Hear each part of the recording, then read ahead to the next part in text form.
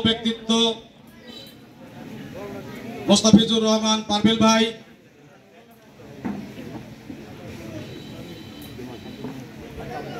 উপস্থিত আছেন বড়াইগ্রাম উপজেলা ওলামা দলের সম্মানিত সভাপতি আব্দুল মজিদ, উপস্থিত আছেন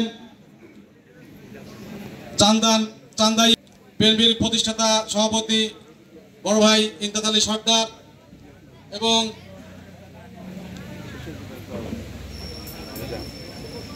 উপজেলা স্বেচ্ছাসেবক দলের সম্মানিত সভাপতি মিজানুর রহমান এবং আমার সামনে উপবিষ্ট আমার বিএনপির নেতৃবৃন্দ কর্মী ভাইয়েরা সভাপতি আসসালামু আলাইকুম। আজকে বক্তব্য দেওয়ার কিছু নেই। আসলে আমরা এই দিনটাকে নিয়ে আনন্দ করছি, কিন্তু আমরা হিসাব করে দেখে নাই যে আমাদের জীবন থেকে আসলে একটি বছর কেটে গেল। আমরা এই একটি বছরে আমরা কি করতে পেরেছি এর হিসাব নিকাশ কিন্তু আমরা কেউ করি নাই।